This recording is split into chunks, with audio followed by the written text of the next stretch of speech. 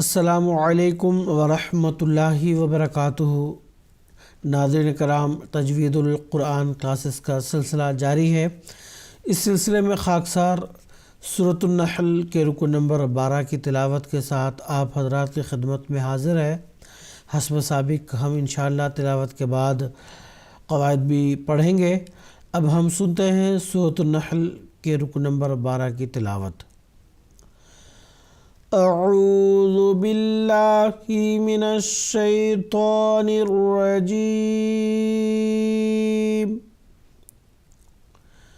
بسم اللہ الرحمن الرحیم۔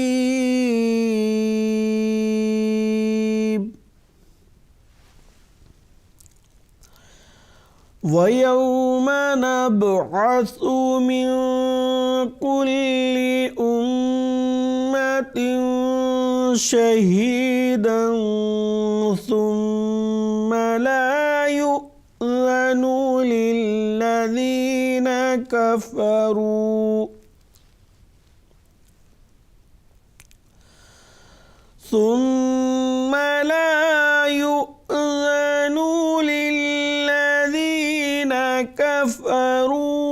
ولا هم يستعتبون۔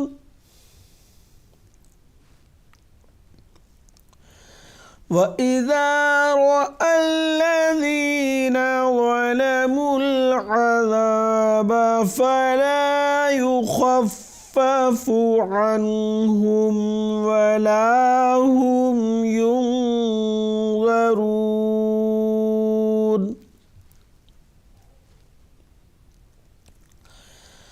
وَإِذَا رَأَى الَّذِينَ أَشْرَكُوا شُرَكَاءَهُمْ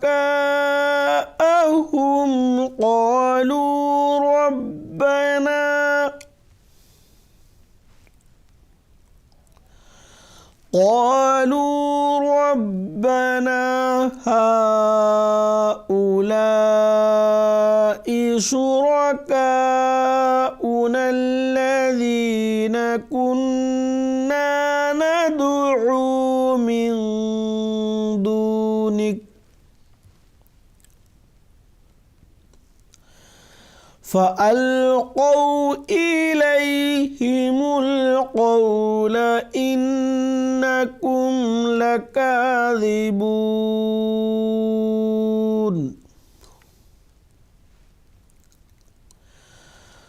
وألقوا إلى الله يومئذ السلم وضل عنهم ما كانوا يفترون۔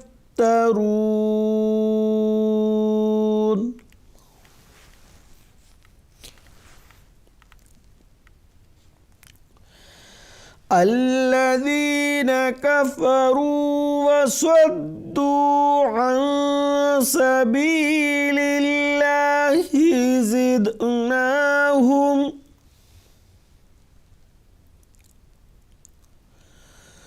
زدناهم عذابا فوق العذاب بما كانوا يفسدون۔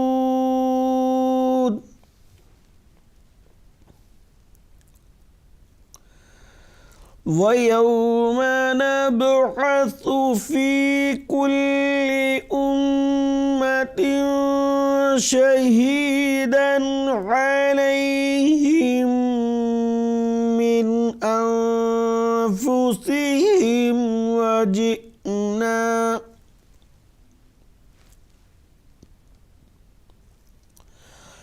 وَجِئْنَا بِكَ شَهِيدًا عَلَى هَؤُلَاءِ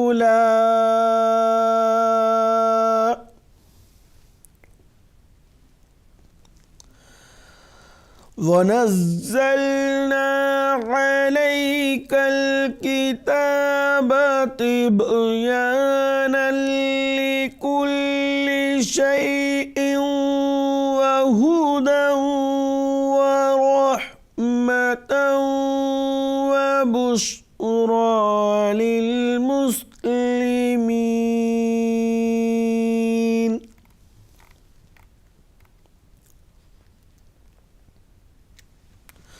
ناظرین کرام، اب تک آپ سورۃ النحل کے رکو نمبر 12 کی تلاوت سن رہے تھے. اب ہم قواعد پڑھتے ہیں. وَيَوْمَ نَبْعَثُ، با جو حروف قلقلہ میں سے ایک حرف ہے.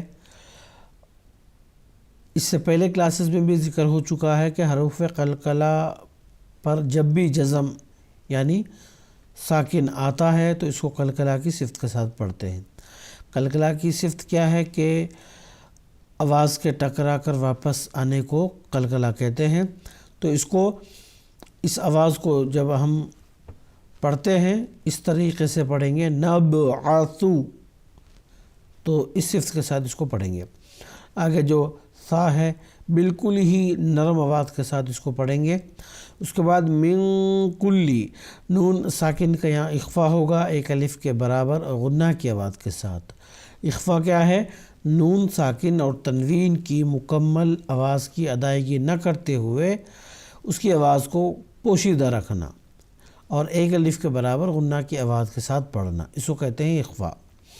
اس کے بعد امتن میں میم مشدد ایک الف کے برابر غنہ کی آواز کے ساتھ اس کو پڑھیں گے. اور تا جو اس پر تنوین ہے یہاں اس کا اخفا ہوگا. اخفا کے تعلق سے ہم ابھی پڑھ چکے ہیں. یہاں ایک الف کے برابر غنہ کی آواز بھی ہوگی. اس کے بعد شہیدن میں دال کا بھی یہی قاعدہ ہے، یہاں بھی اخفا ہوگا. اس کے بعد ثم میں سا کو بالکل نرم آواز کے ساتھ پڑھیں گے اور میم مشدد کو ایک الف کے برابر غنہ کی آواز کے ساتھ پڑھیں گے. اس کے بعد لا یؤذن، یہ جو حمزہ ہے اس کی ادائیگی میں جب بھی اس پہ جزم آتا ہے اس کو کہتے ہیں ضغطہ، یعنی جھٹکے کے ساتھ اس کو پڑھنا. لا یؤذن اس طریقے سے. اور زال جو ہے بالکل ہی نرم آواز کے ساتھ پڑھنا ہے. للذین میں پھر زال ہے، اس کو نرم آواز کے ساتھ پڑھنا ہے.